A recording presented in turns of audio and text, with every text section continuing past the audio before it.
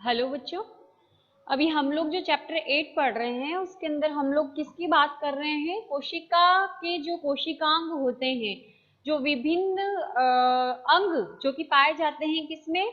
कोशिका द्रव्य के अंदर, उसको हम पढ़ रहे हैं। काफी हम लोगों ने देखे हैं, माइटोकॉन्ड्रिया हम लोगों ने पढ़ चुके हैं, लाइसोसोम हम लोग पढ़ चुके हैं, है ना।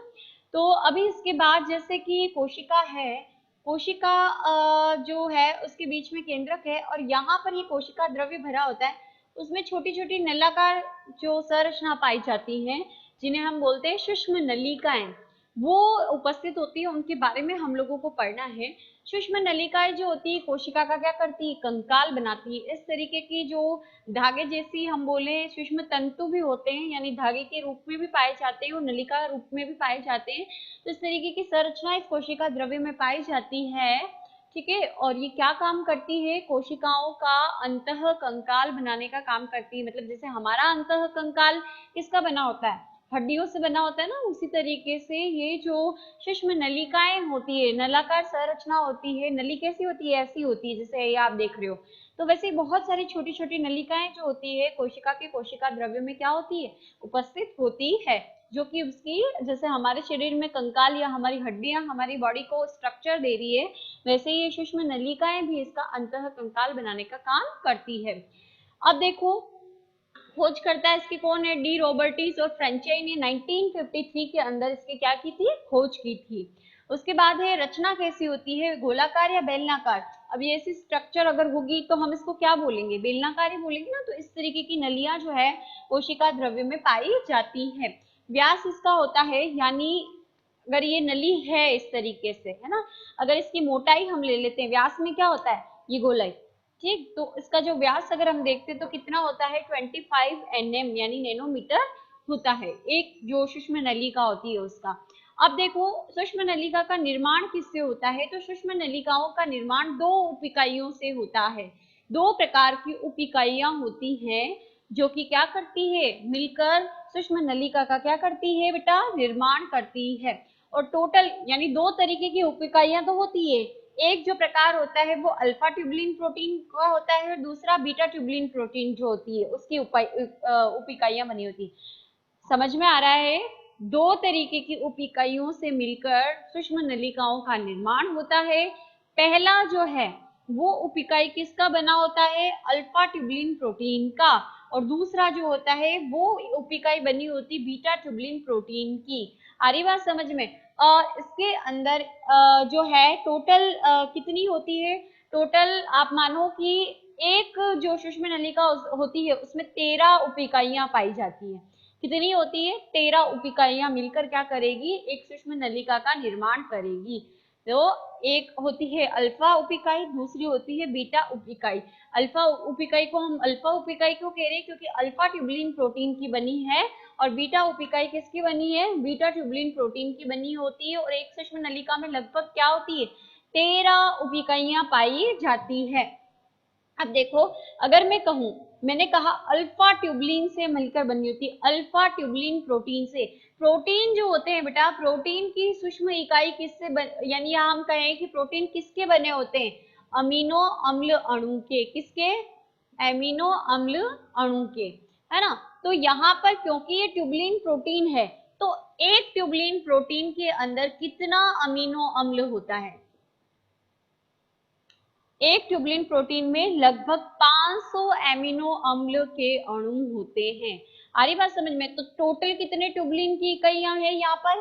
टोटल यहाँ पर 13 है। कितनी है? 13। तो सोचो, एक में 500 है तो 500 इंटू हम क्या करेंगे? 13। तो इतने एमिनो अम्ल जो है वो एक तरीके के प्रोटीन जो है उसके अंदर पाई जाती है। फिर देखो यहाँ पर जब अल्फा और बीटा दोनों ट्यूबुलिन जुड़ते हैं तो एक संरचना बनती है जिसको हम कहते हैं डाइन प्रोटीन। क्या बोलेंगे? Diene protein. अब यहाँ पर ये जो इकाइयां होती है 13 इसकी है और 13 इसकी है ना।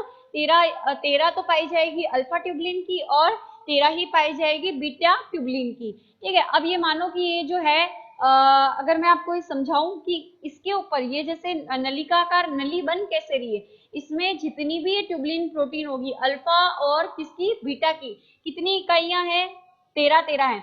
तो ये अरेंज कैसे होती है, सर्पिलाकार वलय में, सांप लिपटा हुआ होता है ना उस तरीके से। तो यहाँ पे देखो मैंने बना रखी है, ये अल्फा की है और ये बीटा, ये वापस क्या आ गया अल्फा, ये क्या आ गया बीटा, ये वापस अल्फा।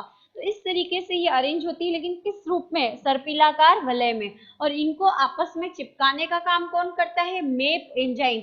मेप का फुल फॉर्म है माइक्रोट्यूबुल एसोसिएटेड प्रोटीन, ठीक है। एसोसिएट करना मतलब चिपकाने वाला, जोड़ने वाला, है ना। तो इस तरीके से 13 बात समझ में आ रही है कि जो सूक्ष्म नलिकाएं होती है वो अल्फा उपिकाई और बीटा उपिकाई से बनी होती है। अल्फा ट्यूबुलिन प्रोटीन से बना होगा और बीटा जो है बीटा ट्यूबुलिन प्रोटीन से बना होता है। अल्फा की 13 जो है रिंग्स होगी और इसकी भी कितनी उपिकाइयां होगी, 13 होगी, है ना। फिर उसके बाद एक ट्यूबुलिन के अंदर कितने एमिनो अम्ल से मिलकर बना होता है, एक ट्यूबुलिन जो होता है वो 500 एमिनो अम्ल से मिलकर बना होता है लगभग, समझ आ गया। फिर इसके अंदर क्योंकि ये भी 13 ये भी 13 और ये अरेंज होते हैं किस रूप में, सर्पिलाकार रूप में। और इन दोनों को जोड़ने का काम कौन करेगा, माइक्रोट्यूबुल एसोसिएटेड प्रोटीन जो होता है एमएपी करते हैं। और जब ये जुड़ जाती है आपस में तो जो स्ट्रक्चर बनती है वो कहलाती है हमारी डाइन प्रोटीन, समझ आ गया। फिर आता है यहाँ पर देखो इन सूक्ष्म नलिकाओं के काम क्या है, तो कोशिका का अंतः कंकाल बनाना। ये नलिकाएं बिखरी रहती है यहाँ पर, इससे जो कोशिका है उसका अंतः कंकाल बनता है। कोशिका को एक पर्टिकुलर स्ट्रक्चर बनती है और कोशिका की स्ट्रक्चर बनती है और कोशिका को मजबूती मिलती है। फिर है तारक केंद्र का निर्माण, जो यहाँ पर इस केंद्रक, ये केंद्रक है कोशिका का, एक केंद्रक के पास में इस तरह से ये दो सूक्ष्म नलिकाएं ये ऐसे अरेंज होती है, ठीक है। और इसके चारों ओर द्रव्य रहता है। तो ये जो स्ट्रक्चर होती है वो तारक केंद्र कहलाती है। तो तारक केंद्र का निर्माण करने में ये मदद करती है, ठीक है। उसके बाद अभी इस तारक केंद्र को हम पढ़ेंगे। फिर आता है या हम इसको बोलेंगे तारकाय भी कहा जाता है ना, तारकाय। तारकाय के अंदर जो है तारक केंद्र पाए जाते हैं ये दो, तो इसको हम पढ़ेंगे अभी कैसे क्या है। फिर है कोशिका विभाजन में तरकु तंतु बनाना। कोशिका जब विभाजन होती है, आप लोगों ने अगर 9th के अंदर देखा है, अगर याद है, तो ये एक ध्रुव होता है, ये एक ध्रुव होता है। उसके बाद यहाँ पर इस तरह से तरकु तंतु होते हैं इस तरीके से, और इनके ऊपर क्रोमोसोम ऐसे अरेंज होते हैं बीच में, होते हैं कि नहीं होते। तो ये तरकु तंतु जो है वो निर्मित होते हैं किससे, इन सूक्ष्म नलिकाओं के ही बने हुए होते हैं। कशाभिका और पक्षाभिका का निर्माण।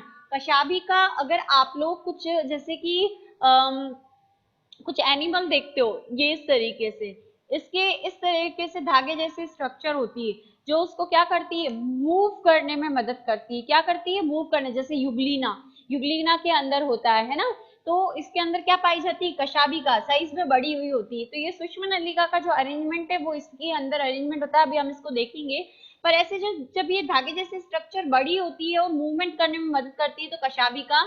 और अगर हम देखते हैं किसी एनिमल के चारों तरफ इसे छोटे छोटे बाल जैसी स्ट्रक्चर पाई जाती है तो वो हमारी कहलाती है पक्षमाभिका।